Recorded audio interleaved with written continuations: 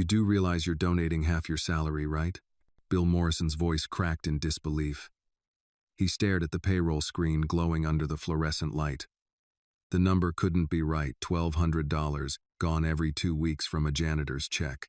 Across from him, Maya Williams, 29, stood in her gray uniform holding a mop handle like a staff. Her face was calm but tired. "Yes, sir," she said simply. Bill rubbed his forehead. "Half, Maya. Not 10%. Not 20. Half." Before she could reply, a deep voice echoed down the corridor. "What's going on here?" Every head turned. Lincoln Halverson, CEO of Halverson Capital, had appeared in the doorway, tall, silver-haired, in a dark navy suit worth more than Maya made in a year. The man was precision and power in human form. "Sir, there's a strange transaction," Bill stammered. "One of the janitorial staff has been giving away half her salary, every paycheck, to something called Seeds for Scholars." "No." Lincoln's eyes narrowed. "Half her salary?" He looked directly at Maya. "That's you?" "Yes, sir." He stepped closer. "Is this some kind of scam? A pity act to get attention?" Maya shook her head. "No, sir. Just a habit." "A habit?" Lincoln's tone sharpened. "Most people with your paycheck can barely afford groceries, and you're out here funding other people's kids?" "I'm funding their hope," she said quietly. Lincoln gave a dry laugh. "Hope doesn't pay rent, Miss Williams. Do you even realize how irresponsible that is? Giving away half your income, what do you live on? Fairy dust." The room went silent. Even the hum of the lights seemed to hold its breath. Maya looked up, her voice soft but steady. "I live on enough, sir. I just want to help a few kids get what I couldn't." Lincoln studied her like she was a puzzle missing logic. "What exactly didn't you get?" "A chance," she said. The words hung in the air, simple and devastating. He gestured for her to follow. "My office." Now, they entered the executive elevator. Lincoln pressed the top floor without looking at her. His reflection in the mirrored walls looked like marble, hers like a shadow beside it. When the doors opened, she was led into a glass-walled office that overlooked Manhattan. The skyline glittered cold, distant, perfect. Lincoln turned, arms crossed. "Explain it to me like I'm slow. You make $2,400 a month. You give away $1,200. Why?"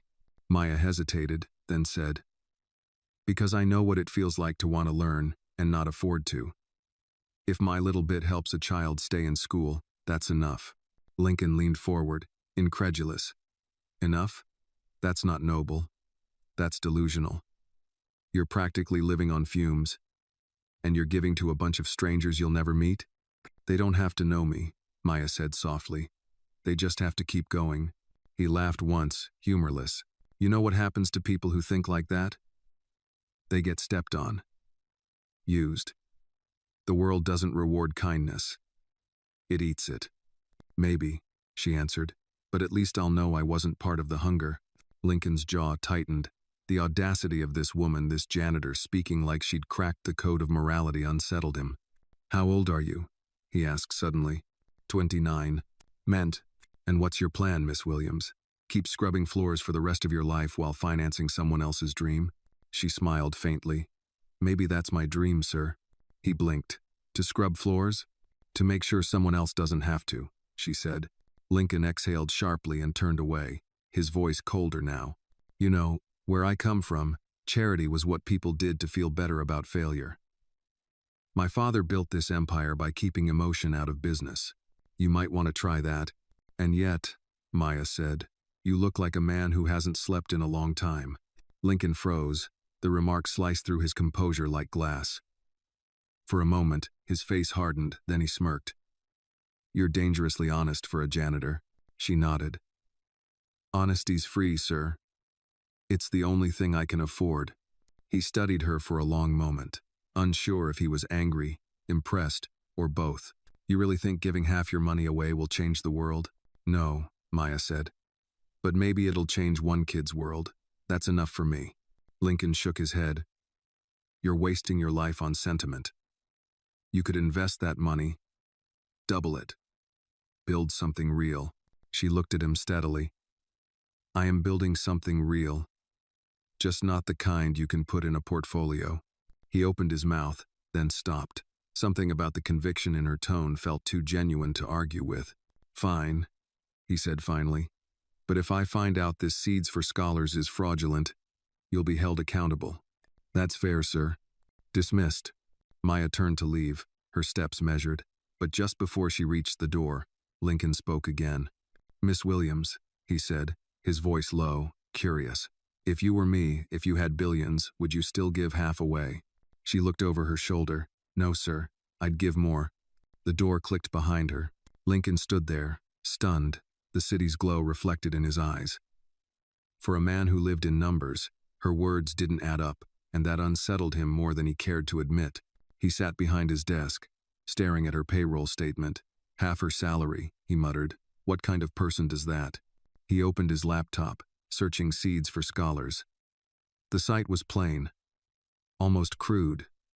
No branding, no glossy promises. Just photos of kids holding used textbooks and smiling shyly at the camera. A line of text read, "Planting dreams in soil no one notices." Lincoln leaned back in his chair. His reflection stared back at him from the black glass, an image of wealth without warmth. Downstairs, Maya mopped the last stretch of marble, humming a hymn her mother used to sing. Her phone buzzed. Malik got accepted. The scholarship came through. She smiled through tears. Then it was worth it, she texted back. In his penthouse office, Lincoln stared out at the sleepless city. The sound of rain against the windows filled the silence. For the first time in years, he felt something close to confusion. Maybe even shame. The billionaire couldn't understand how someone with so little could give so much, and why that truth scared him more than any financial loss ever could. If this moment moved you, let us know in the comments where you're watching from. Like this video, subscribe to the channel, and share it with someone who still believes in kindness. Maya Williams leaned her mop against the supply cart and exhaled, long and quiet. The hallway outside Lincoln Halverson's office stretched before her, cold and spotless, like nothing had ever happened. But everything had. Her heart still thudded from the confrontation.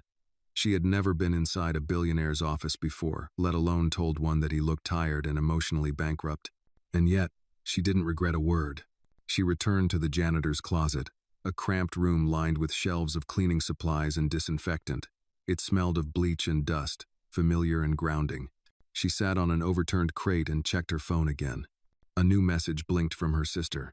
You're crazy for saying that to your boss, but I'm proud of you. Also, Malik hasn't stopped smiling since the news. Maya smiled, then tucked the phone away and leaned her head back. She didn't want attention. She never had. The only spotlight she needed was the quiet kind, the one that shone on a child's report card or a college acceptance letter. Across the building, Lincoln sat at his desk staring at the same spreadsheet. But now the numbers looked different. They had weight. Her salary, her gift, wasn't a rounding error. It was a choice, a sacrifice, a deliberate defiance of logic. He picked up his office phone. Get me the director of HR. A few moments later, a voice answered. Yes, Mr. Halvorson. Has Maya Williams ever requested a raise? There was a pause. No, sir. She's declined merit bonuses twice, said she didn't need them. Lincoln leaned back, rubbing his temples. Who turns down more money in this city? He stood and walked toward the large window, watching the rain trace lines across the glass. His own rise to power had been built on calculating risk and squeezing value from every angle. He didn't understand people who gave without return, but now he was intrigued. Find out everything you can about Seeds for Scholars, he said, quietly. Understood. The next morning, Maya arrived an hour early. She always did. The city was still half asleep when she stepped through the back entrance of the building with her thermos and her worn lunch bag. She tied back her hair, snapped on gloves, and started with the lobby. As she wiped the front desk, the receptionist, Claire, raised an eyebrow. You all right, Maya? Word is you got summoned by the boss last night. Maya nodded, not stopping her motion. Just a chat, Claire chuckled. Well, if he fires you, I'm walking out in protest. Maya grinned. Then let's hope he keeps me around, or this lobby's going to get real dusty. Upstairs, Lincoln watched her on the security feed. No drama, No arrogance, just work, the kind of quiet grace that corporations rarely noticed. He opened a second tab on his laptop, the Seeds for Scholars homepage. He clicked through the About Us section. It was bare bones, no fancy staff bios, no gala photos, just a picture of 4 smiling kids, one of them holding a sign. "Thank you, Miss Maya." That name again. He scrolled further. A donation ledger. Maya's name appeared again and again, always the same amount. Like clockwork. Lincoln narrowed his eyes. This wasn't a one-time gesture. It was a commitment. Later that afternoon, Lincoln held his regular leadership meeting. Seated around the long glass table were VPs and senior directors, all sharp suits and sharper opinions.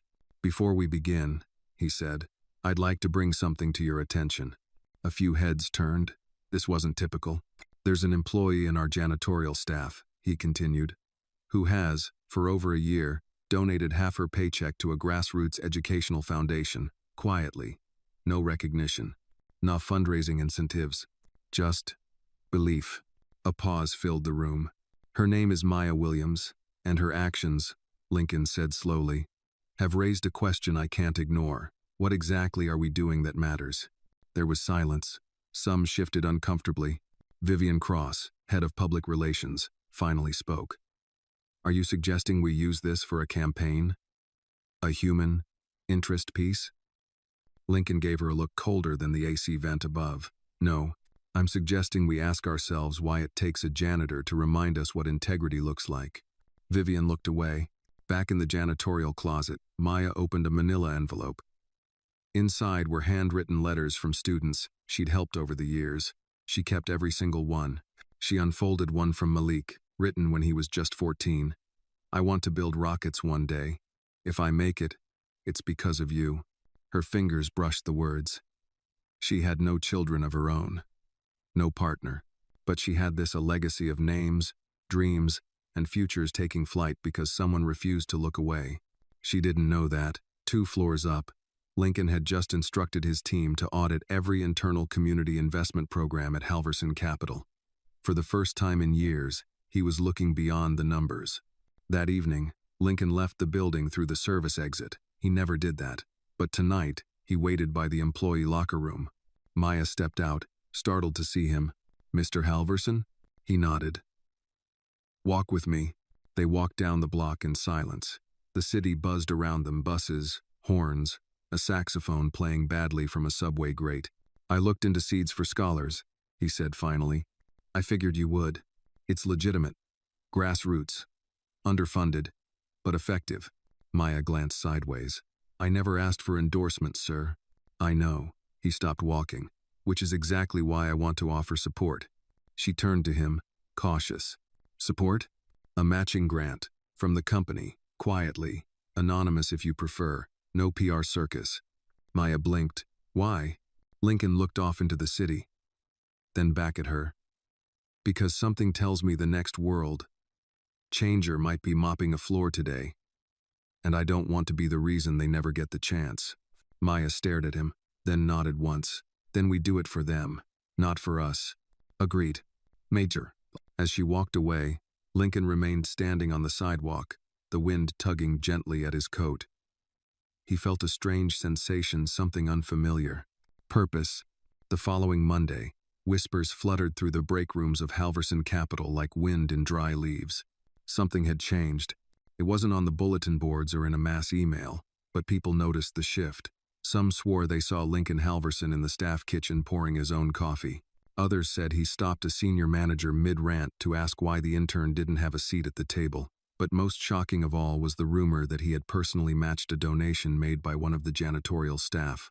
Not just any donation, half a paycheck. Repeatedly. For over a year, Maya Williams moved through the hallways with her usual quiet rhythm, mop in hand, badge clipped slightly crooked to her uniform, a small thermos of weak coffee tucked into the side of her cart. But now, people looked up when she passed. They didn't see just the janitor. They saw something more. Maya tried to ignore it. She wasn't doing this to be seen. The attention made her skin itch. She just wanted to work her shift, send the next donation, and maybe if she was lucky sneak a glance at her phone for news about Malik's first day at orientation. But by noon, she was summoned again. Executive office, floor 34, the same place where giants made decisions and salaries had more zeros than birthdays. She arrived to find Lincoln standing at his desk, sleeves rolled up. He gestured toward the same seat she had declined last time. "Sit," he said. This time, she did. "I wanted to talk before the board meets," Lincoln began. "I've decided to redirect a portion of the company's philanthropic arm toward local, underserved education initiatives, including Seeds for Scholars." Maya raised an eyebrow. "What's the catch?" He smiled faintly. "That's a very good question." She waited. "There is no catch," he said, "but I want you involved, not as a janitor, as an advisor." Maya blinked. "Excuse me? I want you to consult on this initiative, shape it, guide it. These funds need someone who knows where they'll matter." "I'm not qualified," she said quickly. "I don't have a degree in nonprofit management or public policy. I have cleaning gloves and student debt. Meh. And empathy," Lincoln replied, "which no one at this table has had in years." She looked at him hard. "You think putting me at a table with your board of billionaires will change anything?" "I don't know," he admitted, "but I think you might." Maya shook her head. "This isn't who I am." Lincoln leaned in, resting his forearms on the desk. "Miss Williams, I've had 5 Ivy League consultants who can't explain what impact looks like. You did it in one sentence. I'm funding their hope. That's the voice this company needs, even if it makes some people uncomfortable." The silence hung heavy. Maya looked out the window, to the city spread beneath them. "I'll think about it." "Fair enough," he said, standing. "But if you say yes, you'll be starting with me at the Bridges and Books event next Friday. It's a reading program downtown. Small, messy, honest. Like the world should be." She stood. "All right. I'll show up. But I'm still keeping my mop." He smirked. "Fair deal." Well, that night, Lincoln received an email from an anonymous sender. Subject: "Keep your charity where it belongs." Message: "You're not the kind of CEO who panders to janitors. Get your head back in the game before the board removes you." No name, no signature. Just a threat typed in perfect, passive-aggressive Times New Roman. Lincoln stared at the message, then deleted it. But the bitterness in it lingered. Someone didn't like what he was doing. 3 days later, Maya arrived at the Bridges and Books Center with her mop still in her car and a folder of scholarship applications under her arm. The center was nothing fancy: peeling paint, wobbly bookshelves, kids running around with juice boxes, but there was life here, and laughter. Lincoln stood near a folding table, talking with a volunteer. When he spotted Maya, he waved her over. "You're early," he said. "I hate being late," she replied. "Good," he said, then paused. "You nervous?" "I've never had to explain hope in front of a room full of rich people before." Lincoln smiled. "Then don't. Just talk to the kids. That's the only part that matters." They stepped into the room together, where 30 children, mostly black and Latino, sat cross-legged with oversized books in their laps. Maya recognized the look in their eyes. It was the look of wanting to matter, wanting someone to believe they could. She kneeled beside a boy who reminded her of Malik. His name was Jeremiah. He couldn't pronounce the word asteroid. She broke it down for him, syllable by syllable. By the 3rd try, he nailed it. His smile lit the room. From across the space, Lincoln watched Maya with the boy, her expression patient and full of warmth. And suddenly, he understood something. What Maya was building couldn't be charted in reports. It couldn't be scaled, franchised, or acquired. It had to be felt. As they left the event, Maya looked up at him. "So," she said, "now that we've read to 33rd graders, are you still sure you want me involved?" Lincoln smiled. More than ever. But both of them knew that storm clouds were gathering. The anonymous message wasn't a fluke. Some corners of the company didn't like change, and certainly not the kind led by a woman with no title and a mop. The boardroom on the 38th floor was a study in excess polished mahogany, imported glass panels, and a chandelier worth more than a New York townhouse. Around the massive oval table sat 12 of the most influential figures in Halverson capital. All older. All white. All staring at Lincoln Halverson with varying degrees of polite disdain. "We're not here to discuss janitors, Lincoln," said James Whitmore, head of the investment division, his voice dry as sandpaper. "This board exists to drive shareholder returns, not fund sentimental side projects." Lincoln leaned back, fingers steepled beneath his chin.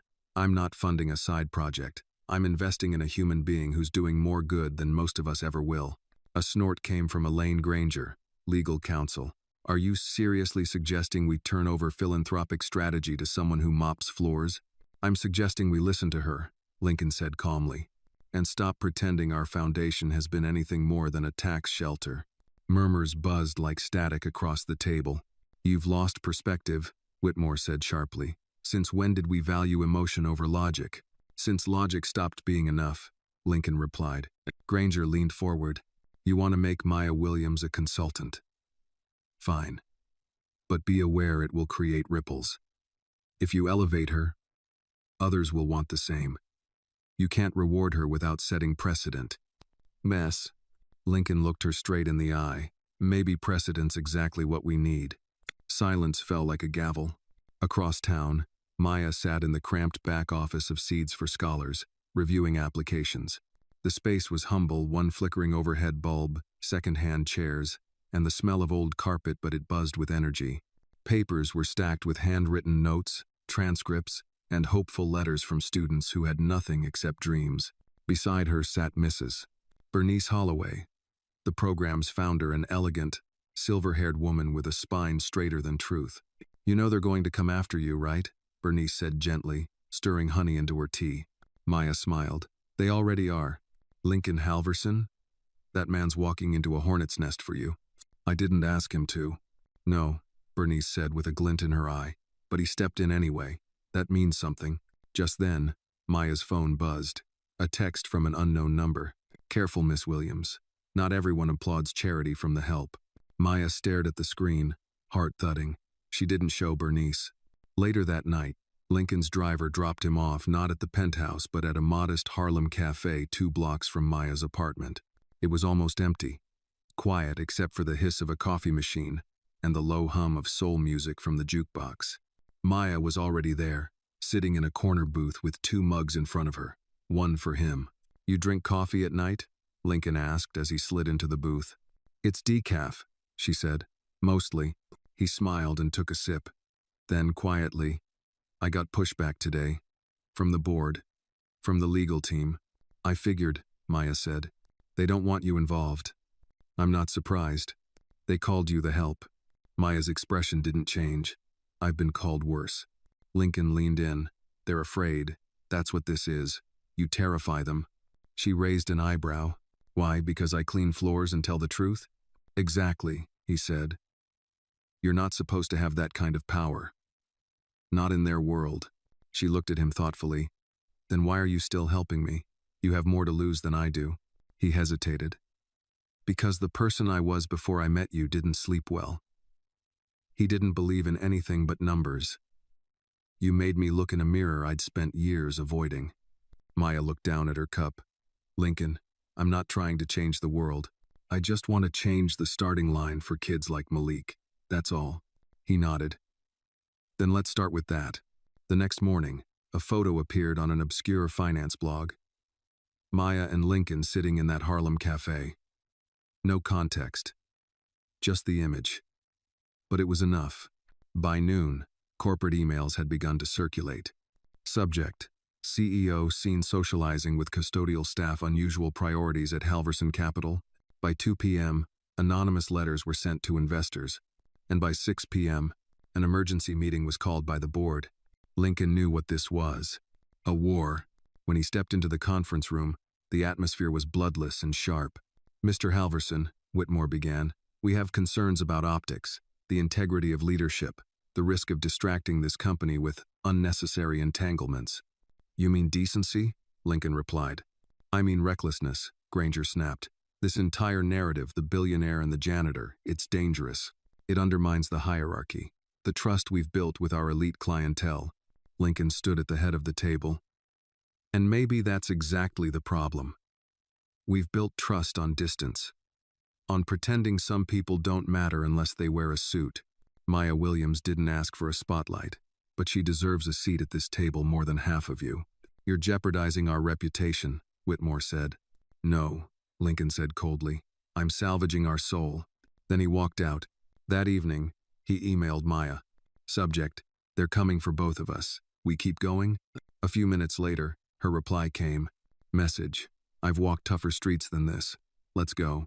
The next morning, before sunrise painted even a hint of color across the Manhattan skyline, Maya Williams stood at the entrance of the Elmhurst Learning Center, a rundown but spirited after-school program tucked between a laundromat and a discount furniture store in Queens. Her hands clutched a box of donated supplies, pencils, workbooks, and second-hand laptops she'd salvaged through friends and online forums. Today wasn't about janitorial shifts or quiet corners. Today was about presence. Lincoln Halverson had sent her here with purpose, and she accepted it. Quietly. Without fanfare. This was the first site under the new initiative, and her first field assignment as the program's anonymous advisor. No press releases, no cameras, just her and the kids. Inside, a boy with oversized glasses peeked from behind a bookshelf. Are you the laptop lady? Maya smiled. Maybe. Are you the kid who wants to build a rocket? He grinned. Yeah, my name's Andre. She stepped forward, knelt, and handed him a thin black laptop wrapped in a protective sleeve. Well, Andre, I hope this helps you get closer to space. He hugged the sleeve like it was made of gold. Meanwhile, across town, Lincoln sat in his office rereading a legal memo from the board's counsel. His hands trembled with restrained fury. If Maya Williams is to remain associated in any capacity with Halverson Capital Initiatives, it must be off the record, unaffiliated with public branding, and limited to non-advisory influence. Her direct involvement threatens the integrity of hierarchical structure. He read the words 3 times. Then he stood, walked to the window, and whispered to himself, integrity of what, exactly? He picked up the phone. Rachel, get me Maya. 30 minutes later, Maya was buzzed up through the executive entrance. She walked into his office wearing her usual uniform, cleaned and pressed, and held a folder of site reports in her hand. Wasn't sure if you'd call, she said. I need you to hear this, Lincoln said, handing her the memo. She read it once, calmly. When she finished, she looked up. They're scared that someone who cleans toilets knows where the real cracks in the building are. You don't have to keep doing this, he said. I can fight this battle with lawyers and PR. And leave the work behind? She asked. No, sir. I didn't start this to quit when it got uncomfortable. Lincoln exhaled, then gave her a new folder. 3 new sites.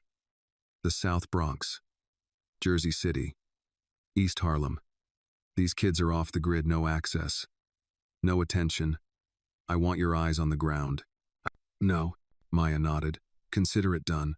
As she turned to leave, he called after her. And Maya? Yes? They don't know how to fight someone who doesn't want anything. She smiled. Then let's keep it that way.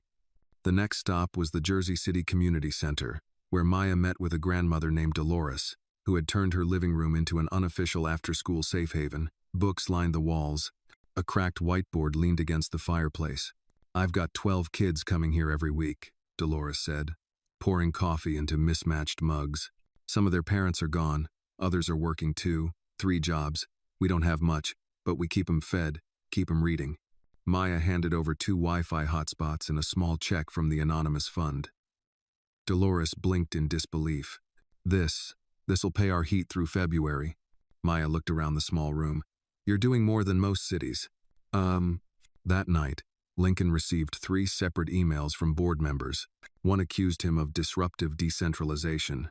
Another warned of philanthropic mission drift. The third simply said, if you don't stop this, we will. He forwarded all 3 to his private account, then deleted them from the server. But the threat wasn't just internal anymore. At 6:37 a.m. the next day, an anonymous article was published on a fringe financial blog, Janitor turned Kingmaker, the radical story behind Halverson's philanthropy shift.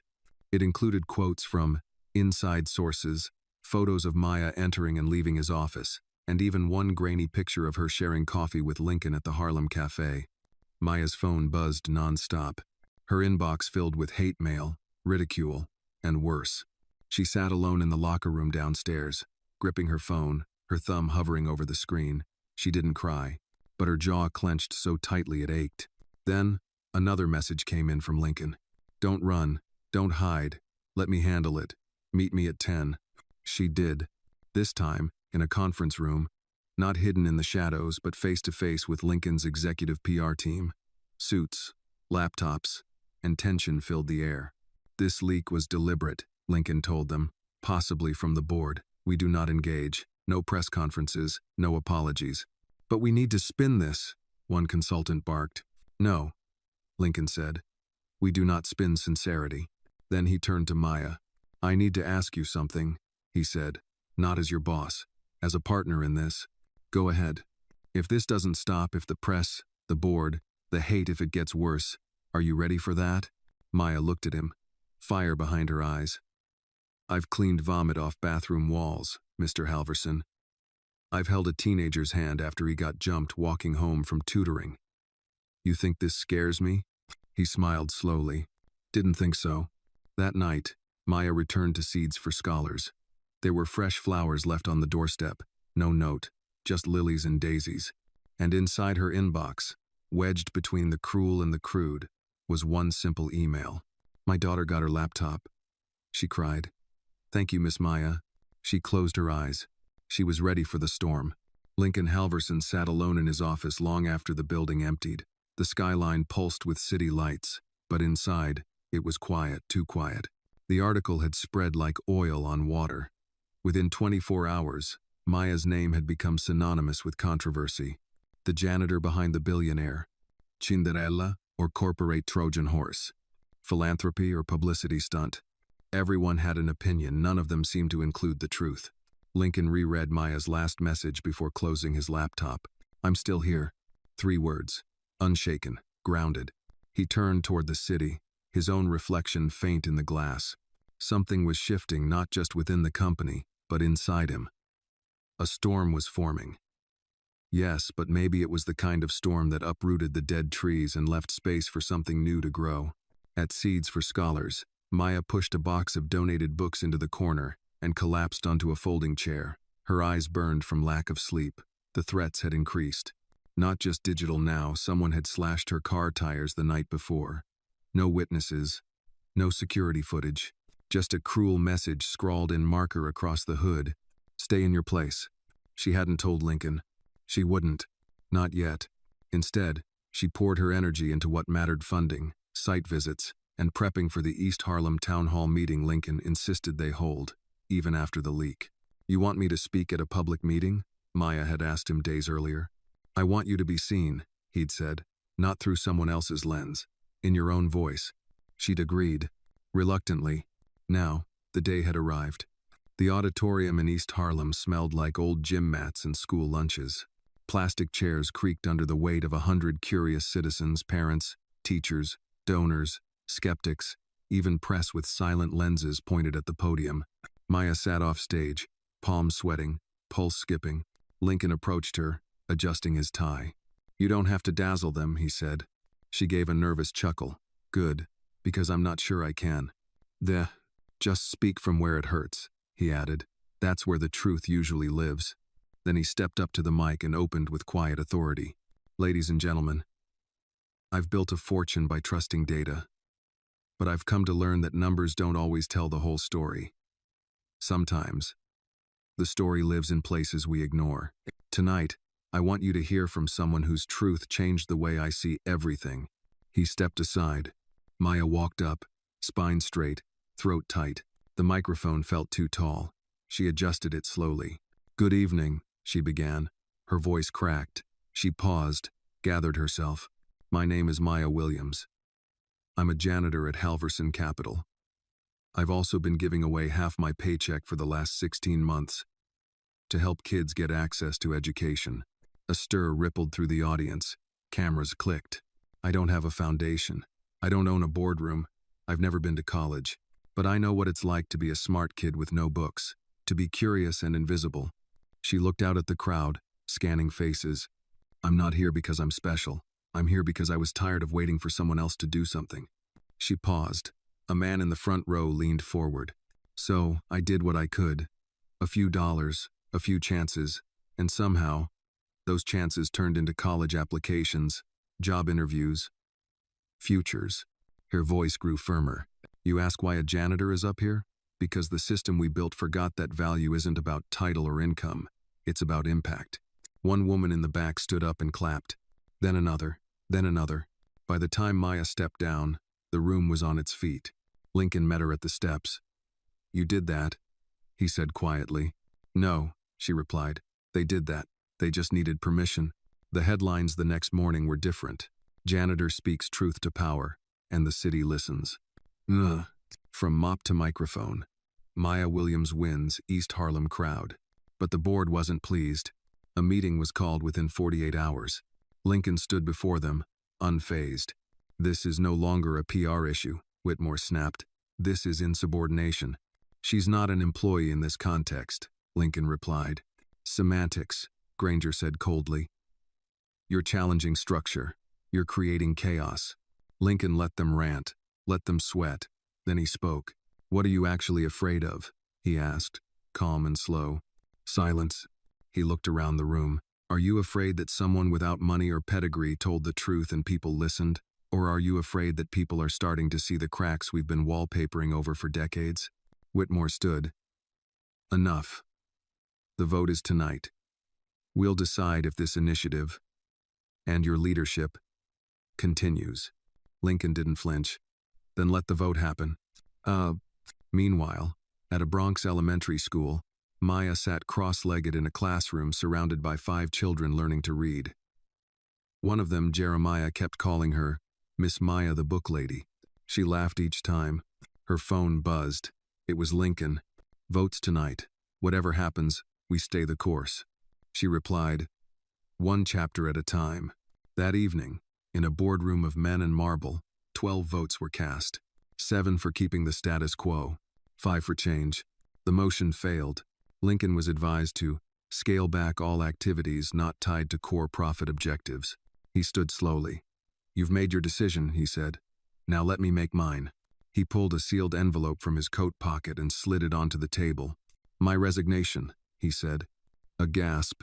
You can have your board. I'll keep my conscience. He turned and walked out, leaving silence in his wake. Maya Williams was wiping down tables at the Bronx Literacy Center when the news broke. Her phone buzzed endlessly. Group chats exploded.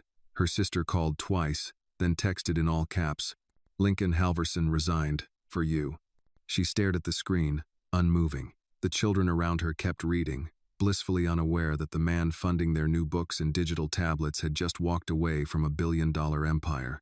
Lincoln Halverson had left everything, his title, his board, his legacy on the table for a janitor, with no formal degree, no pedigree, and no power. Except now, she did have power. And for the first time, it terrified her. Lincoln didn't speak to the press. He didn't post a statement on social media or do the morning show circuit. Instead, he disappeared out of the penthouse, out of the corporate tower, and into a small co-working space above a barbershop in Harlem. His only possessions were a leather notebook, a second-hand laptop, and a folder labeled Maya. The press speculated wildly. Some said he'd had a breakdown. Others claimed it was a strategic exit to launch his own brand of woke capitalism. But those close to him knew better. He had found something that Wall Street couldn't measure. Conviction. 2 days later, Maya arrived at the same office above the barbershop. The elevator was broken, so she took the stairs, breathing hard by the time she reached the top. Lincoln opened the door himself. He wore jeans, a hoodie, a look she had never seen on him. Relief. You look not like a billionaire, she said, stepping inside. Because I'm not anymore, he replied. She eyed the room, sparse, folding chairs, dry erase board with a single phrase written on it. The starting line shouldn't depend on your zip code. Maya pointed at it.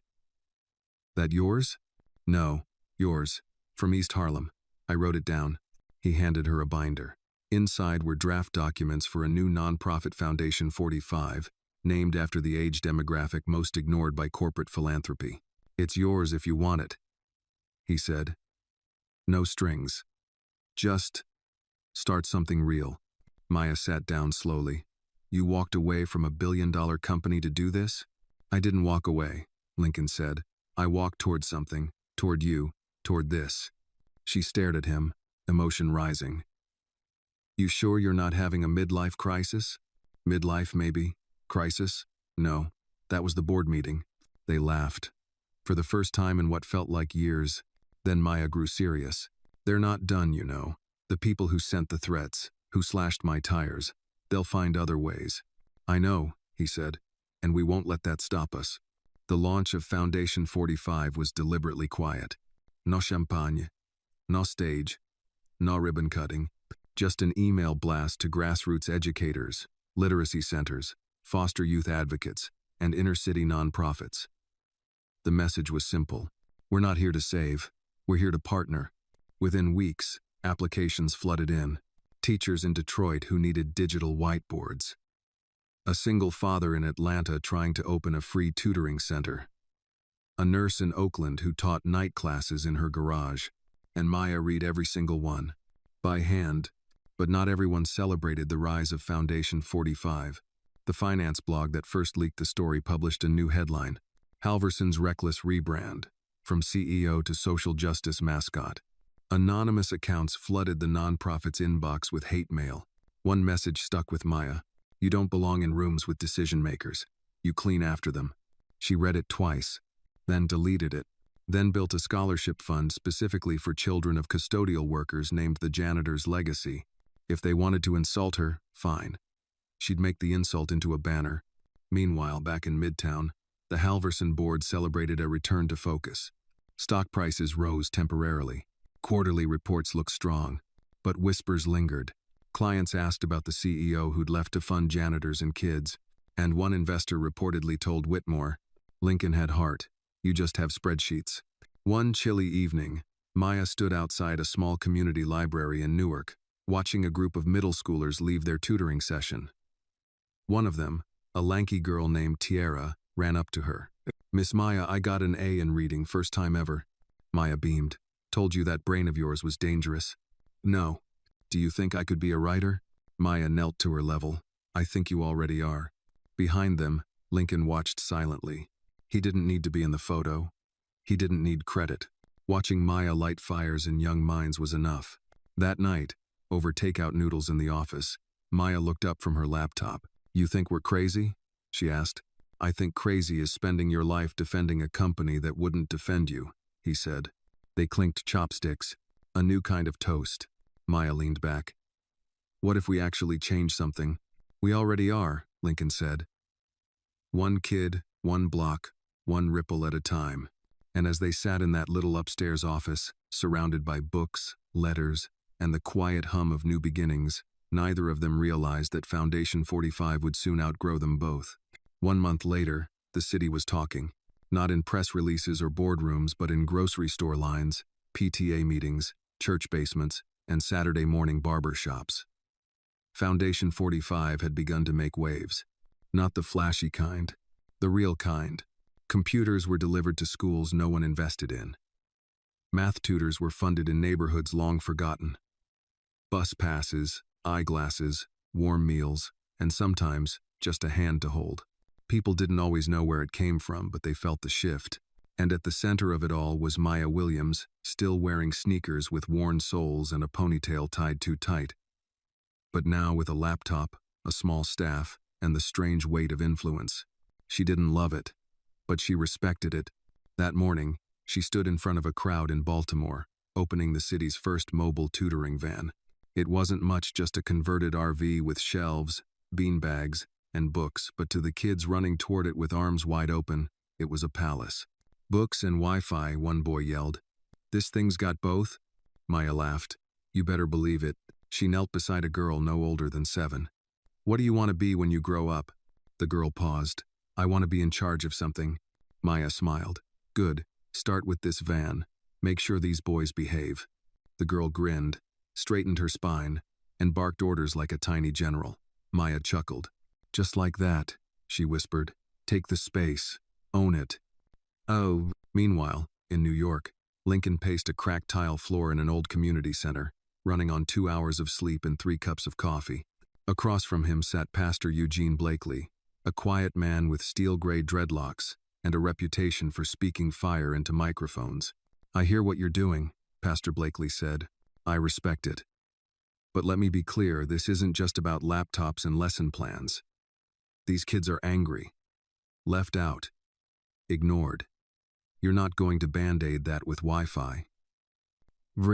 "I'm not trying to fix everything," Lincoln replied. "I'm trying to fund people who've already been doing the work for decades, people like Maya, like you." Blakely studied him. "You've got the right heart, Halverson, but you're not one of us. And trust can't be bought with donations. It has to be earned in sweat." "I get that," Lincoln said, "and I'm willing to earn it." Blakely nodded slowly. "Then we'll see."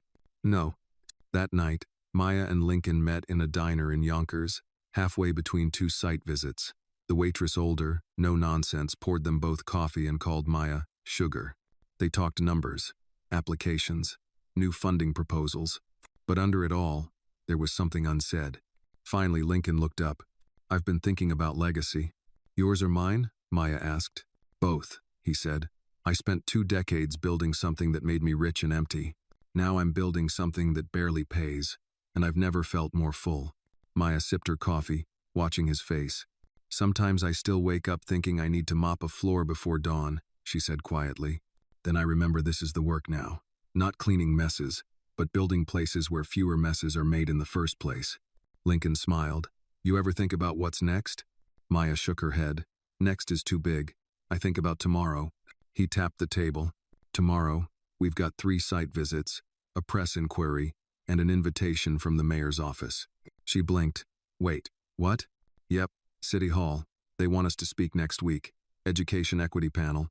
Maya groaned. "I'm not good at panels, or suits, or microphones. You're good at truth. That's all that matters." But outside that warm diner, someone was watching. A man in a dark coat, parked 2 cars away, camera lens tucked under a scarf. Not press, not a fan, a hired eye. And that photo, Maya and Lincoln, seated close, mid-laugh, would be weaponized within days. 2 mornings later, Halverson Capital released a corrective memo, drafted by legal and polished by PR. It read, "While we wish Mr. Halverson well in his future endeavors, we must clarify that recent actions by Miss Maya Williams are in no way affiliated with the values or direction of Halverson Capital. Her influence during Mr. Halverson's tenure was unvetted, undocumented, and unapproved." It was signed by James Whitmore, now acting CEO. Maya read the memo 3 times. She didn't cry. She didn't call Lincoln. She did, however, walk into the foundation's office that afternoon and write a statement herself. Simply, honest. "I never asked to be allowed in. I just refused to stay out. We're not here to impress corporations. We're here to outgrow them." She posted it online, and within 24 hours, it had over 2 million views. The media circus returned. This time, it wasn't just curious. It was ravenous. Lincoln's former board accused Maya of manipulation. Some accused her of weaponizing poverty. Others asked whether she was secretly being groomed for politics. And then came the worst headline yet. From janitor to puppeteer, the billionaire who gave it all away for her. Maya walked into the office the next day, silent and tired. Her assistant tried to shield her from the noise, but she waved them off. "Let them talk," she said. "We have work." That night, she called Lincoln. "They want to paint me as a scam," she said. "You want to stop?" he asked. She thought about it, thought of Malik, of Dolores, of Andre and Tierra and Jeremiah. "No," she said. "I want to double down." "Good," Lincoln replied, "because I just got us a meeting with the Department of Education." She blinked. "How?" "I may not be CEO anymore," he said, "but I still have 1 or 2 favors left." That one, and as they hung up, both of them knew the story wasn't over. The storm wasn't over, but they weren't running. The marble halls of the Department of Education felt like a different planet compared to the community centers Maya had grown used to. Polished, cold, heavy with bureaucracy. Maya walked beside Lincoln down a long corridor lined with historic photographs of former superintendents and education secretaries, all gray suits and stiff smiles. She felt the weight of their stares, even if they were only pictures. It was the same feeling she'd had the first time she mopped the floors of Halverson Capital. You don't belong here. Only this time, she kept walking. At the end of the hall, a double-door conference room opened to reveal Deputy Secretary Howard Lyons, a sharp-eyed man in his 50s with a politician's handshake and a professor's posture. He gestured toward the table. Mr. Halverson, Miss Williams, let's get to it. The meeting began with pleasantries. Then came the numbers. Lincoln laid out Foundation 45's pilot program data attendance improvements, grade boosts, and early literacy gains from the Baltimore and Newark sites. Lyons reviewed the files with measured interest. Impressive, but unconventional. No oversight board. No state liaison. You're operating entirely outside the system. Maya answered calmly. Because the system forgot the kids we're reaching. He raised a brow. That may be, but if we're to support this publicly, we'll need structure. Lincoln leaned in. Then let's build one. We're not asking for a blank check. We're offering a model. Lyons sat back. I'll take this to the secretary. No promises. But it's worth the conversation. He stood, extending a hand, first to Lincoln. Then, after the briefest pause, to Maya. She shook it firmly. I've read about you, he said. You're stirring the pot. She met his eyes, only because it needed stirring. Outside, on the stone steps of the building, Maya exhaled deeply. Lincoln noticed. You okay? Yeah, she said. Just funny how you can sit across from power and still feel invisible. You weren't invisible, he said. You made them sit up straighter. She gave him a tired smile. Well, that's something. They walked down the steps together. Neither noticed the camera flash from across the street. The next morning, a new article hit the media cycle, this time with venom. Janitor, activist, sits with feds. Who's pulling the strings? Social media buzzed. Hate mail surged. Accusations flew. And Maya's phone rang nonstop from family, from friends, even from people she hadn't spoken to in years. Some said she was brave, others said she was reckless. But one voice left a voicemail she never expected. Her father, Maya, I saw the news. I know I haven't earned the right to say anything, but I'm proud of you, baby girl. Don't let them break you. She didn't cry. Not right away. She let it sit in her chest, like a stone softening over time. At the foundation, Lincoln and Maya gathered the team for an emergency strategy session. Their staff was small, just 6 people, but every one of them was tired and burning the candle at both ends. I say we take a step back, said Jasmine, their media lead. Go quiet. Let it blow over. No, Maya said. If we go quiet now, they win. Lincoln nodded. We need to take control of the story. Own it before they write it for us. He looked at Maya. Would you consider doing an interview? She hesitated. I hate cameras. I know. But maybe it's time people heard your side. Not as a headline. As a person. She nodded slowly. Okay, one interview. On my terms. The next day, Maya sat across from a respected journalist at a nonprofit podcast studio. No lights, no makeup, just a mic and truth. The host asked, when people say you manipulated a billionaire, how do you respond? Maya smiled faintly. I didn't manipulate anyone. I just showed up, every day, did my job, gave what I could, and someone noticed. Do you think people are uncomfortable with your story because it challenges the idea of who gets to make change? Absolutely, she said. We've been taught that power wears a suit and speaks in boardroom language. I'm here to remind folks that power can wear sneakers and carry a mop. The host leaned in. What do you say to the people who tell you to stay in your place? She answered without blinking. This is my place. Anywhere change needs to happen, that's where I belong. The interview went viral, not because it was loud, but because it was real. Clips circulated on social media, and suddenly, Maya was no longer a curiosity. She was a symbol, but symbols attract fire. Later that week, while leaving a school site in Brooklyn, Maya's rental car was sideswiped by a speeding SUV. It didn't stop. Police called it a random incident. Lincoln didn't buy it. Neither did Maya. When she returned to the office, scraped but unshaken, she looked around the small team and said, we keep going. If they want to scare us, let's scare them back with results. And they did. Over the next 2 weeks, 3 more cities joined the Foundation pilot program. Donation doubled. Volunteers tripled. And Maya was invited to speak at the National Urban Education Summit. She stood at the podium, looked out over a sea of educators, and began her speech. "I'm not here because I'm polished. I'm here because I'm persistent." The crowd erupted. Maya was no longer just the woman who gave away her paycheck. She was a movement. The day after the summit, Maya Williams couldn't walk a block in Harlem without someone stopping her. A teenager on a skateboard called out, "Yo, Miss Maya, that speech?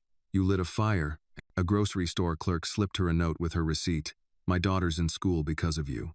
Even the old security guard at the subway station gave her a proud nod and simply said, "Keep making noise." But with every pat on the back came a new burden. More eyes, more pressure, more expectation. She returned to the office that evening and found Lincoln already there, sleeves rolled up, whiteboard covered in scribbles and color-coded notes.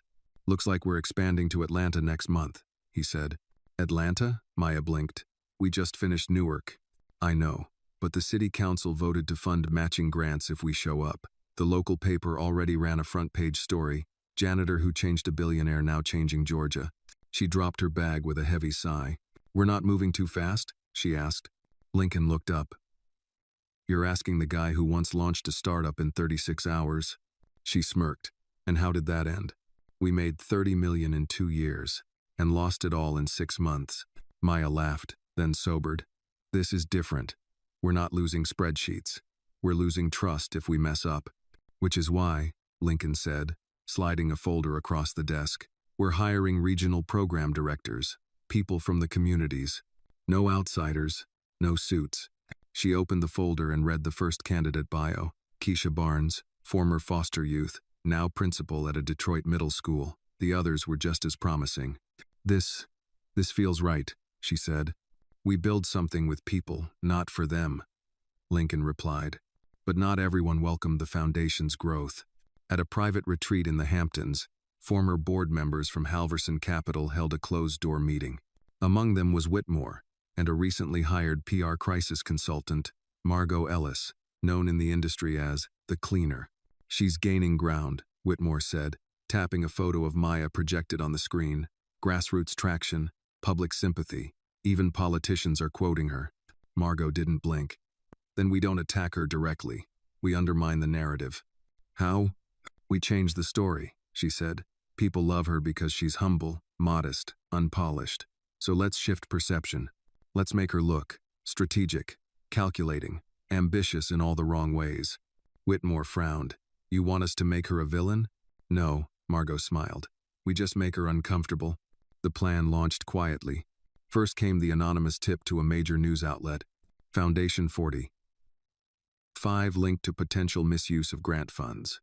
Then, an investigative series featuring Maya's past. A petty shoplifting charge at age 17. A failed community college semester. An old eviction record. Nothing illegal, nothing recent, but enough to raise eyebrows. Then came the real bombshell. A photo leaked out of context of Maya and Lincoln laughing over takeout with a caption, "Just business or something more?" The implications were subtle but sharp. Janitor turned CEO and billionaire backer. The real relationship behind the foundation? The comments were brutal.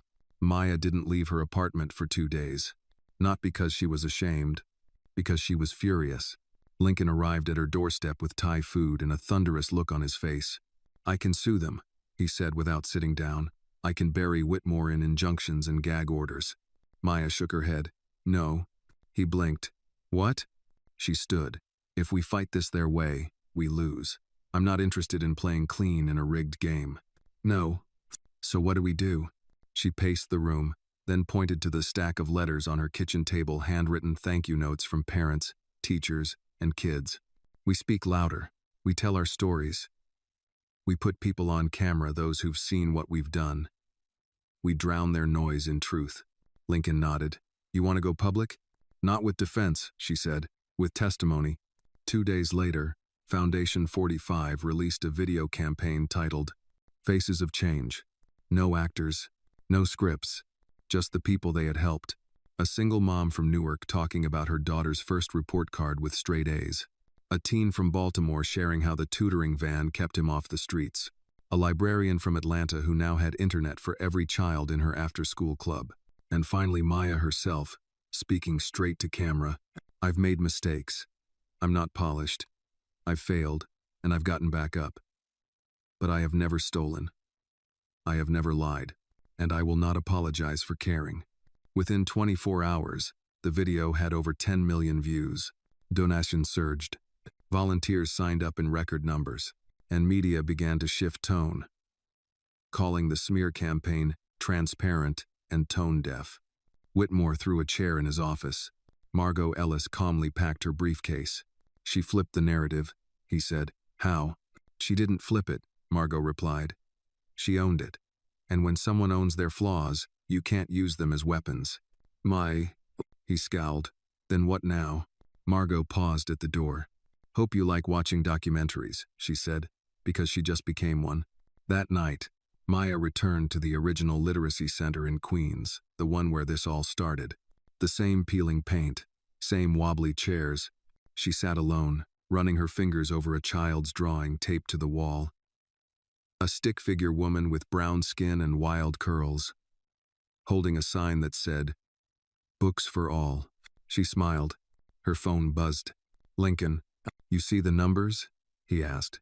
I saw the faces, she replied. Hesitated. You okay? I'm still standing, she said. That's more than they ever expected. And in that quiet, surrounded by crayons, cracked tiles, and the scent of old glue sticks, Maya knew. The storm wasn't over, but neither was the mission. It will, he said. Eventually. All things do. But not before it changes something. She smiled. You're getting better at speeches. You're rubbing off on me. The next morning, an envelope arrived at the foundation's door. No return address. Inside was a check for $10 million. No note, just 3 typed words on a piece of plain paper. Keep building forward. The routing number traced back to an anonymous donor fund registered under an old Halverson Capital shell company. Maya showed it to Lincoln. He smiled, shook his head. Granger, he said, old friend of the enemy. Guess even stone hearts can crack. Oh. She stared at the check, then folded it carefully. We'll use it for the next city, she said. Somewhere they never expect us. Like where? Mississippi. Lincoln raised an eyebrow. You serious? She nodded. Poor education funding, racial disparity, generational neglect. They need more than books. They need belief. He looked at her with admiration. You're not afraid of anything, are you? I'm afraid of staying the same, she said. That's scarier than change. And just like that, they began planning the next leap deep south, deep roots, deep resistance. But Maya was ready. She wasn't just building schools. She was rewriting blueprints. The plane touched down in Jackson, Mississippi, just after noon. Heat shimmered on the tarmac, and the air outside felt thick with history. Maya stepped off the ramp with a soft exhale, already sensing that this city wouldn't be like the others, not just because of the challenge but because of what this place remembered. Segregated schools, burned churches, marches that ended in beatings. And still, here it stood, resilient, layered, unresolved. Lincoln adjusted his backpack beside her. You ready? She glanced around. We're not just starting a program here, Lincoln. We're stepping into a scar. He nodded solemnly. Then let's honor it. Vri. The first meeting was with Reverend Odessa Bell, a powerhouse in a lavender head wrap who ran a literacy shelter in West Jackson. The building was barely standing, the roof patched with blue tarps, but inside was Joy Kids coloring, teens studying, volunteers handing out warm cornbread and red beans. Odessa hugged Maya tight, then stood back and eyed her from head to toe. You're shorter than I expected. Maya chuckled. Everyone says that, but louder than you look. Odessa smiled. And that's what we need. They walked the halls as Odessa explained the needs. Computers, books, security cameras after a recent break-in, a van to pick up kids who lived miles from the nearest school. But what we really need, Odessa said, is not money. It's protection. Maya raised an eyebrow. From what? From people who don't want these kids to believe they deserve more. Later that evening, in their motel room, Maya reviewed the proposal drafts. Lincoln typed quietly beside her, scanning local ordinances and zoning codes. Did you notice the stairs today? she asked suddenly. At the diner? Everywhere. Yeah, not hostile. Just watching. Maya leaned back in her chair. Like they're waiting for us to mess up. Lincoln looked at her. Then let's not. The next week was a whirlwind. They met with city council members, school superintendents, and neighborhood leaders. Some were hopeful, others skeptical. One retired teacher, Miss Rowena, summed it up best. We've seen folks come in with ideas and leave with headlines. Don't be them. Maya nodded. We don't need credit. Just a chance. They found an old post office for lease and signed papers to turn it into Foundation 45's first southern hub. Volunteers helped clear out the musty mail bins, pulling weeds from the cracked parking lot, and on a rainy Thursday, Maya stood under a dripping awning and addressed the team. I don't care if the paint peels or the floorboards creak. If one kid walks through those doors and sees a future they didn't know they had, we've won. Applause erupted soft, sincere. But just when things were taking root, the pushback came. Late one night, someone spray-painted, "Go back to New York" on the front door. Then a threatening letter arrived in the mail. Then the city council delayed their funding vote, citing community concerns. No. Odessa met Maya at the office the next morning with 2 cups of strong chicory coffee. They're testing you, she said. I know. They want to see if you'll pack up like the others did. I won't. Odessa leaned in. Good. 'Cause I've buried friends who fought for less. And I'd hate to see fear write the ending of your story. Maya gathered the staff that afternoon. Here's what we're going to do, she said. We double down. No defense, just presence. We go to every school board meeting, every church basement, every PTA. Not to convince, just to show up. Consistency is our loudest voice. Lincoln added, we don't need all of Jackson on day one. We just need to keep showing who we are. And so they did. Maya spoke at a community barbecue in South Jackson, wiping sweat from her brow while explaining the literacy van initiative. She joined a school bus tour of abandoned elementary buildings, asking students what they would do with the space. She stood in a church foyer at midnight with a grieving mother whose teenage son had been failed by every system and asked, what should we build to make it different for the next one? And slowly, the tide turned, not in headlines but in handshakes. In casseroles left on the office doorstep. In grandmothers who showed up with envelopes of cash and said, I don't trust many, but I trust you. No. One morning, Maya opened her inbox to find an invitation. The Mississippi State Governor's Office requests your attendance at the annual Education Reform Panel. She blinked, then reread it. Lincoln? He looked up. Either we're doing something very right, she said, or we just got pulled into something very big. The panel took place in a massive auditorium in Jackson's Capitol building. Maya wore a borrowed blazer and nerves in her stomach. Lincoln sat in the third row, eyes locked on her. The other panelists included 2 education lobbyists, a charter school CEO, and the state's deputy education secretary. When Maya's turn came, the moderator smiled. Miss Williams, what's your secret to success? She leaned into the mic. No secret, she said. We show up, we listen, we stop talking at communities and start talking with them. It's not complicated, just inconvenient. The audience murmured. One panelist said, but is that scalable? Maya nodded. Hope always is. A pause, then scattered applause, then more, then a standing ovation. That night, Odessa called Maya to meet at the literacy shelter. She opened the door to find dozens of kids standing in a circle, each holding a book with a sticker that read, Donated by Foundation 45. Odessa pointed to a boy in the front. Go on, tell her. He stepped forward shyly. Miss Maya, I read a book by myself last night. Whole thing, Mama cried. Maya knelt. You proud of you? He grinned. Yeah, real proud. She hugged him tight. And for that moment, everything, the smear campaigns, the fear, the risk faded.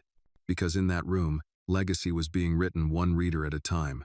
A soft drizzle fell over Jackson the next morning, and Maya stood by the window of the Foundation's new Mississippi office, watching children hop puddles on their way to school. Her phone buzzed.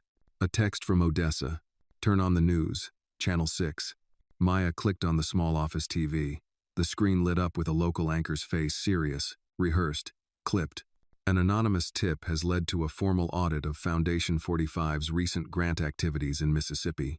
Accusations include mismanagement of funds, improper zoning for their education center, and lack of proper certification for educational programming.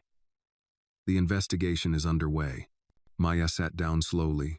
It wasn't shock. It was the slow, dull throb of knowing this moment would come. Lincoln burst in seconds later, breathless. "You saw it?" She nodded, eyes fixed on the screen. He cursed under his breath. "They're coming after everything. You, me, the Foundation." She turned to him. "We were too effective. They had to find another way." He dropped into the chair across from her. "I already called our lawyer." Maya shook her head. "No. We don't just defend ourselves. We show the truth." That afternoon, Maya held a press conference outside the Jackson Literacy Shelter. She didn't wear a suit. She wore jeans, a black t-shirt, and the same worn sneakers she'd mopped floors in. A silent message: "I haven't changed who I am." Cameras clicked. Reporters leaned in. "I've been poor. I've been invisible. I've been underestimated," she began, voice steady. "But I have never been a thief. I have never taken what didn't belong to me. And if anyone wants to audit what we do, they can start by talking to the kids who finally have books on their shelves." She pointed to the building behind her. "That shelter didn't ask me for promises. They asked for presence, and I gave it. I will keep giving it." One reporter shouted, "Do you think this is politically motivated?" Maya didn't flinch. "I think fear makes people do strange things when the power balance starts to shift." Within hours, social media erupted. "I Stand With Maya" began trending across the country. Former students, parents, volunteers posted videos, letters, emails, proof. Even small-town mayors from cities the Foundation had helped spoke up, condemning the investigation as a distraction rooted in prejudice and power. That night, Maya sat in the office with Lincoln, scrolling through hundreds of messages. One in particular caught her eye. An email from Audrey Whitmore. Subject: Truth. She opened it. "My father is behind this. I've seen the emails. He wants to destroy you because you walked away with dignity. Something he's never had. I'm sorry. If you want the evidence, I'll give it to you." Maya read it 3 times, then forwarded it to Lincoln. He looked up. "If this is real, we can expose them. Shut the whole smear down. But if we go public," Maya said softly, "she becomes a target, just like us." He leaned forward. "So what do we do?" She paused, thinking. "We give her the choice. Let her decide what she's willing to risk." Audrey met them at a small cafe 2 nights later. She was nervous, clutching a flash drive and looking over her shoulder. "I don't want revenge," she said, sliding the drive across the table. "I just want to sleep at night." Maya nodded. "Then you've already done the hardest part." Lincoln scanned the files, email threads, internal memos, strategy documents. It was all there. Proof that the investigation had been orchestrated to destroy Maya's credibility, one city at a time. Audrey hesitated. "He's not just trying to shut you down," she said. "He wants to erase you, because you remind him that power doesn't belong to men like him anymore." Maya looked at her. "He won't win." Audrey managed a faint smile. "I hope not, for all our sakes." Within 48 hours, the documents were released through a coalition of independent journalists. The exposé went viral. Headlines changed. "Whistleblower reveals plot to dismantle education equity initiative." "Billionaire sabotage backfires as public support for Maya Williams surges." Public pressure forced the audit to close prematurely, citing lack of credible evidence. The accusations dissolved. And Maya? She didn't celebrate. She just got back to work. 2 weeks later, she stood once more at the podium in Jackson, this time to open the official southern headquarters of Foundation 45. The same building once covered in graffiti now had bright murals painted by local teens, open books, growing roots, hands linked together. In her speech, she didn't mention the attack. She talked about resilience. "We didn't build this to win arguments. We built it so a child in Mississippi can dream as big as a child in Manhattan, and if that threatens the people in power, so be it." The crowd stood. Odessa clapped the loudest. Afterward, Lincoln joined her in the back room where old storage bins had been turned into a makeshift lounge. He handed her a soda. "You know what you just did, right?" "What?" You turned a smear campaign into a national movement. She smiled tiredly. I didn't turn it. I just didn't let it crush me. He looked at her closely. You ever think about what comes after all this? Maya leaned against the wall. Sometimes. But then I remember there's still another city waiting. Still another kid who's never owned a book. Lincoln nodded. Then I guess we keep going. Yeah, she said. We do. Because for Maya Williams, the mission wasn't survival. It was legacy. It was nearly midnight when Maya arrived back in New York. The city was alive, buzzing in that uniquely restless way. Yellow taxis honked. Steam rose from manhole covers. But inside the cab, Maya sat quietly, watching the blur of lights outside the window. Lincoln had stayed behind in Jackson to finalize the training team for the new center. Maya needed to be in Brooklyn, not for a meeting, for something older. She stood outside her childhood apartment building, staring up at the third-floor window that used to be hers. A small curtain fluttered in the corner. Some family lived there now. She could hear kids laughing through the brick walls. She smiled softly.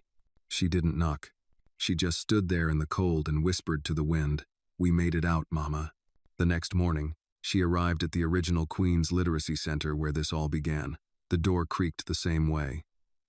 The front desk still had that chipped blue corner, but now, behind the counter sat a bright-eyed receptionist wearing a Foundation 45 t-shirt. "Miss Maya?" The young woman stood up quickly. "They're all waiting for you." "In the reading room?" "No, ma'am. Upstairs." "No." Maya's brow furrowed. Upstairs? The upstairs, once an empty storage floor, had been transformed. Soft carpet, whiteboards, rows of beanbag chairs, desks for volunteers. A quote painted across the wall. What they tried to bury was a seed. And in the center, about 30 teenagers sat in a circle, notebooks in their laps. They looked up when she entered. One girl stood. "We heard you were coming, so we prepared something." Another joined her, then another, and another. Together, they read page-by-page letters they'd written to Maya about their lives, their hopes, their pain, their gratitude. My mom said reading didn't matter, but now I help her read our mail. I used to hide my report cards. Now I hang them up. My brother says if you can do it, maybe I can too. Maya sat down slowly, overcome. No cameras, no headlines. Just the raw, honest truth she'd fought so hard to protect. She wiped her eyes and whispered, "Thank you." Back at the office that afternoon, Lincoln returned with big news. "We just got approval to pilot in rural Arizona. The tribal council wants us to adapt our model to serve native youth." Maya's eyes lit up. "That's huge." He nodded. "They said they've seen our work. They trust us." She leaned back in her chair. "We're building something bigger than we ever imagined." He smiled. "You ready to scale nationally?" She paused, then shook her head. "Not yet." His eyebrows rose. "Why not?" "Because before we grow wider, we need to grow deeper." He waited. "We've changed systems," she said. "Now let's change mindsets. Let's train the next wave of leaders. Not just staff, not just tutors. Future Mayas, future yous." Lincoln's eyes softened. "You want to start a leadership academy?" She nodded. "Yes. Foundation 45 Academy. Focused on community-based leadership. Kids from underserved neighborhoods. No one teaches them how to speak at City Hall or how to run a nonprofit. We will." He stood, walked over, and offered his hand. "I'm in." 3 months later, the first cohort of Foundation 45 Academy opened in Baltimore. 30 students from across the country, all under 22, all from communities society tried to overlook. Maya stood at the front of the class, marker in hand, whiteboard behind her. "First lesson," she said. "Raise your hand if someone's ever told you you were too much." Almost every hand went up. "Good," she smiled. "That means you've got something they don't know how to name, and we're going to teach you how to use it." As the program grew, something unexpected happened. Schools began reaching out not for help, but for training. Teachers wanted to learn Maya's approach. Districts wanted to hire graduates of the academy. Even Ivy League universities invited her to speak. She refused the first 3 offers, but eventually agreed to Princeton. Standing on stage in a lecture hall full of polished students and polished professors, Maya began without notes. "I'm not here to impress you. I'm here to remind you that brilliance is not exclusive to buildings with columns. She paused. I meet geniuses every week who will never sit in this room, but if you want to do something meaningful with your degree, find them, lift them up, then step out of the way. The room sat silent. Then one student stood and clapped. Then another. Then the whole room. Weeks later, back at the Foundation's Harlem office, Maya received a small, handwritten letter in a plain envelope. It had no return address. It read, "You don't know me, but you helped my daughter. She's reading now," and smiling again. I never knew how much that mattered. I'm still learning how to be a better dad. You gave me that chance. Thank you. She folded the letter, pressed it to her chest, and whispered, "That's the real paycheck."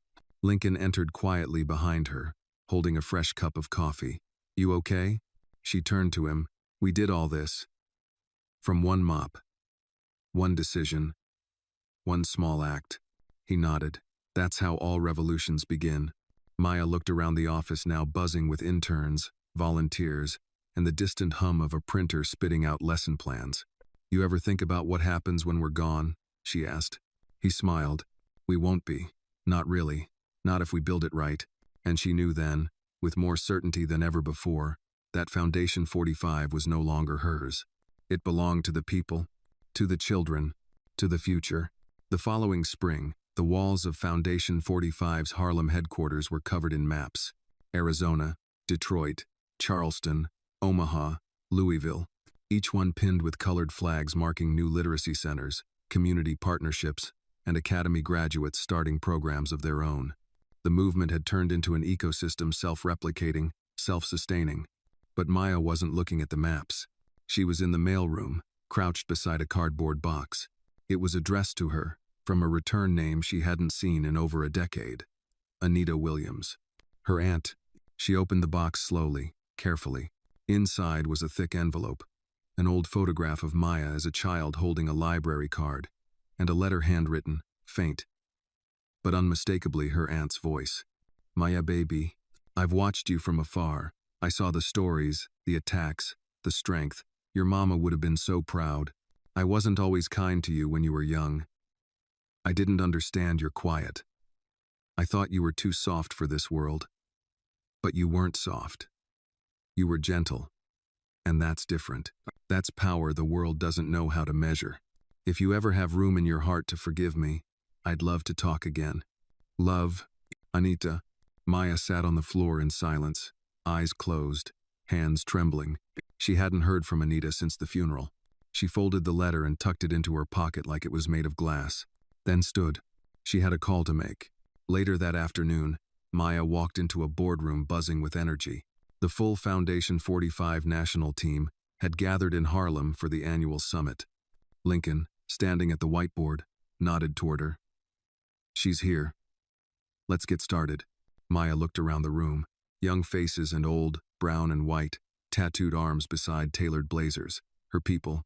"I want to ask a question," she began. "Why are you here?" Silence.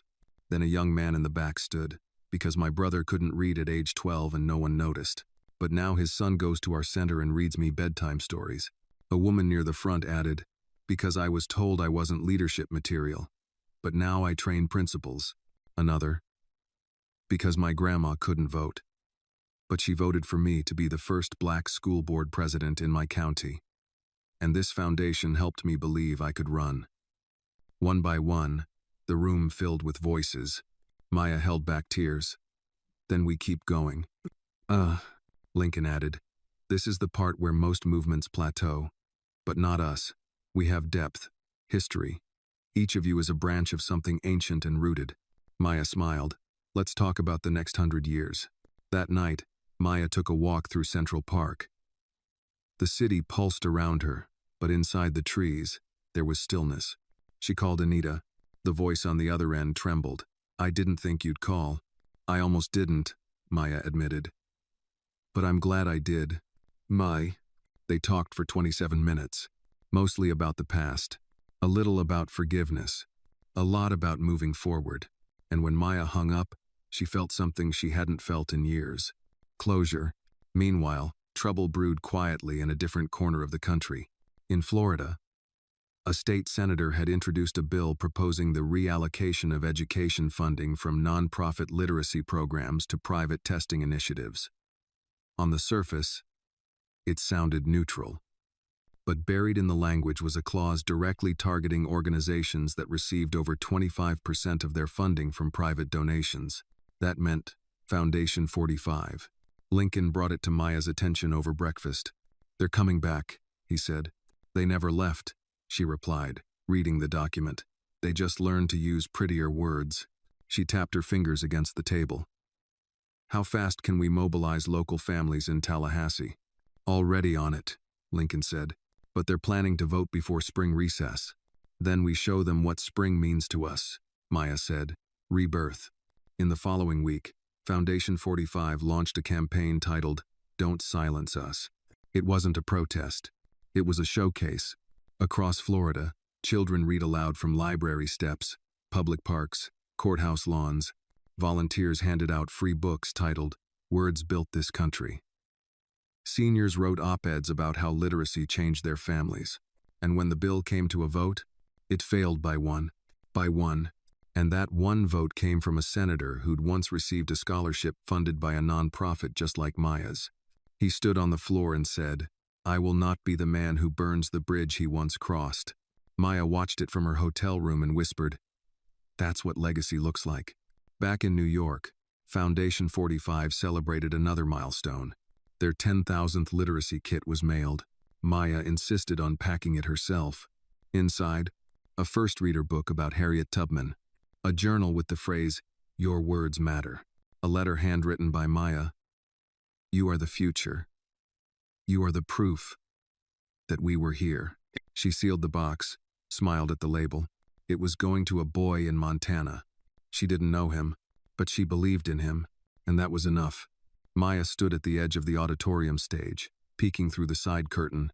Hundreds of people were filtering in: parents, educators, students, journalists. Behind her, the final rehearsal for Foundation 45's first-ever National Youth Literacy Summit was wrapping up. The stage was modest.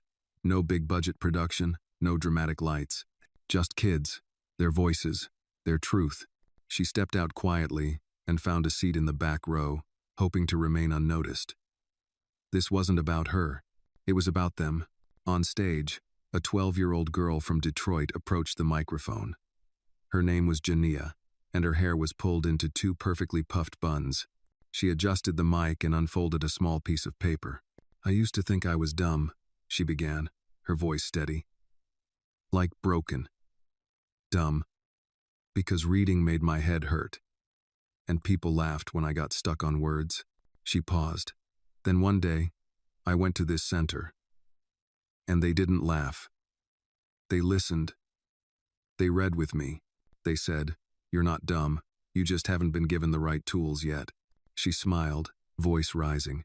"Now I write stories about a black girl with a magic library card. And maybe one day, y'all will read my books." The crowd erupted in applause. Maya blinked hard and swallowed back tears. Beside her, Lincoln leaned over and whispered, "Remember what you said the first time we met? I just want to help kids feel seen." She nodded and heard. "Oh." Backstage, in a quiet room filled with snacks and scrap paper, Maya greeted each youth speaker with a handshake, a hug, or a gentle smile. One boy, wearing a tie 2 sizes too big, looked at her nervously. "You're the Maya, right?"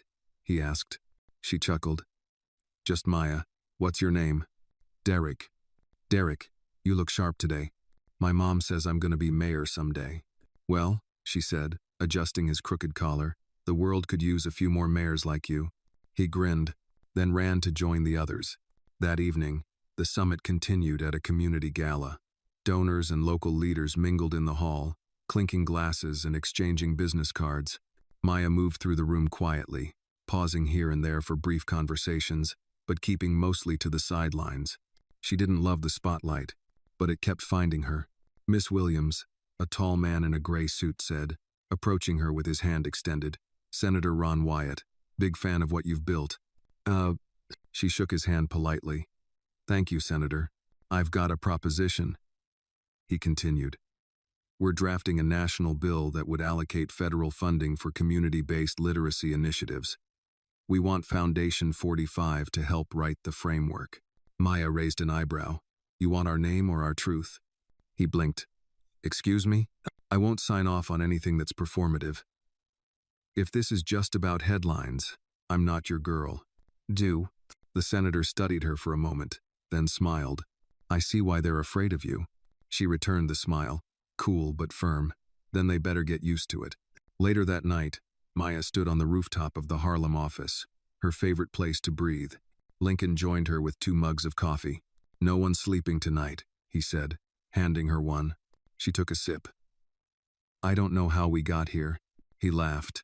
You mop a floor, whisper a dream into the silence, and then, this. No. They stood quietly for a moment. Then Lincoln said, You ever think about what this would have meant to your mom? Maya nodded slowly.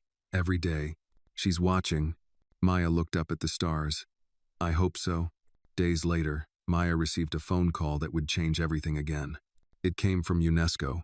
They had nominated her for a Global Literacy Impact Award, one of the highest honors for grassroots education movements. She stared at the phone in disbelief. I didn't even know they knew I existed, she murmured. You've built something they can't ignore anymore, Lincoln said. You've made the invisible, visible. The ceremony would be in Paris. Maya had never even left the country. 2 months later, she stood before a packed hall of delegates from over 40 nations. Her speech was simple. I didn't grow up in rooms like this, she began. I grew up in spaces where books were missing, where hope had to be made by hand. She scanned the crowd. We don't just teach reading, we teach belonging, and that is the most revolutionary literacy of all. The applause that followed was long, sustained, real.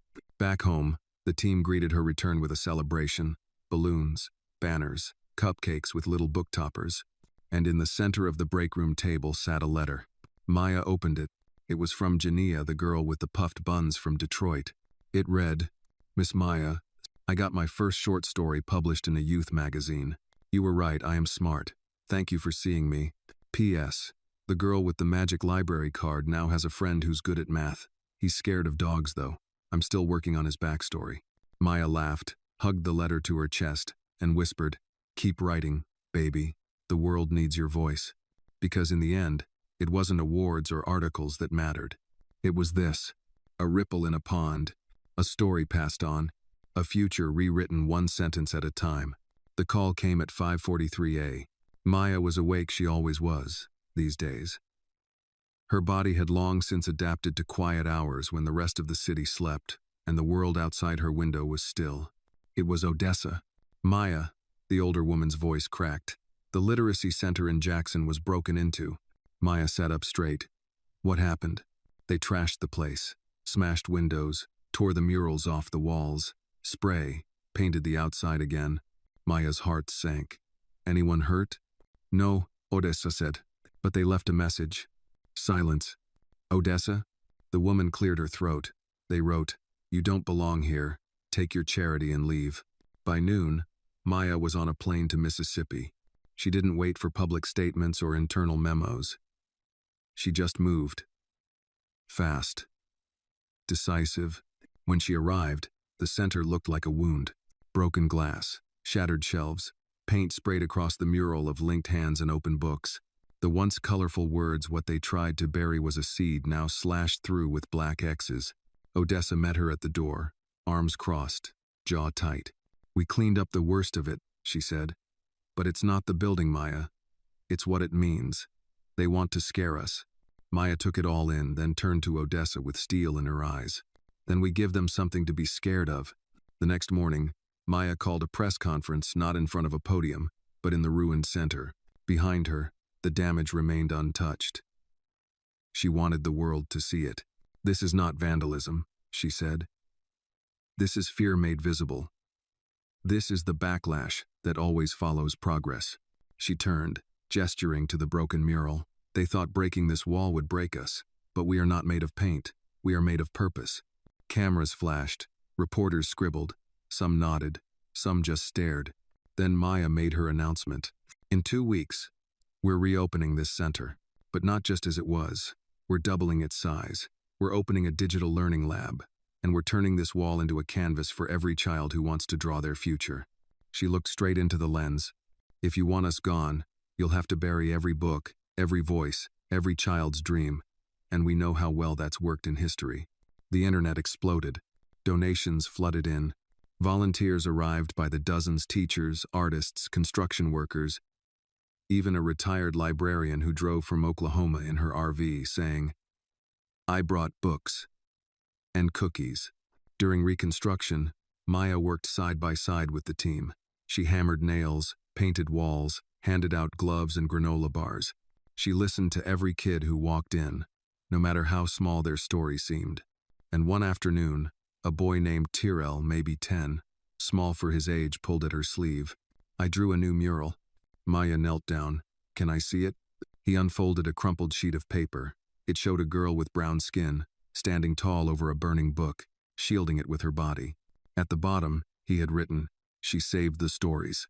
Maya bit her lip and whispered, "That's beautiful, Tyrell. Can we put it on the wall?" She nodded. "Not just on the wall. It'll be the first piece." By reopening day, the building shone like it had never been broken. Hundreds showed up: students, parents, neighbors, news crews. The smell of fresh paint and baked goods hung in the air. Maya stood with Odessa at the entrance, wearing a black dress and a necklace her mother had once given her, a small silver book. When the ribbon was cut, cheers erupted. Kids rushed in, running their fingers along the new bookshelves. In the art room, Tyrell's drawing hung proudly, framed in gold. Reporters approached Maya. "Do you see this as a victory?" one asked. She looked around. "No," she said. "I see this as a beginning." Again. That night, back in her hotel room, Maya sat with a notebook, finally alone with her thoughts. She flipped to a blank page and wrote, "The story keeps trying to write us out, but we keep picking up the pen." Over and over. This isn't about resilience. It's about resistance, about refusing to disappear. She closed the notebook and exhaled. There were more battles ahead. That much was certain. But she had learned something important. The more they tried to erase her, the more visible she became. Not because of power, but because of purpose. And purpose had a way of multiplying. 2 days later, she flew home. Lincoln met her at the airport, holding 2 coffees and a folder. "What's this?" she asked. "Letter from the Department of Education," he said. "They want to accredit Foundation 45 as an official national educational partner." Maya opened the folder. Inside was a letter of commendation and a request. Could she advise a new nationwide initiative focused on early childhood literacy in underfunded communities? She looked up at him. "So, we've gone from mops to mandates."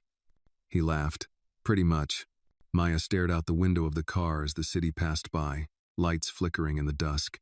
She thought of her mom, of her old library card, of Tyrell's drawing, of the girl with the magic library card Janitor wrote about, and she realized they weren't just rewriting stories.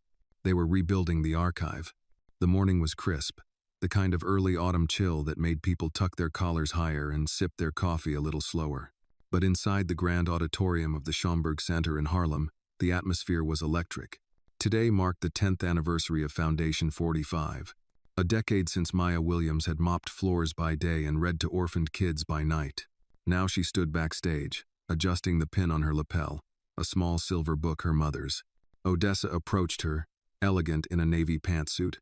"They're ready for you."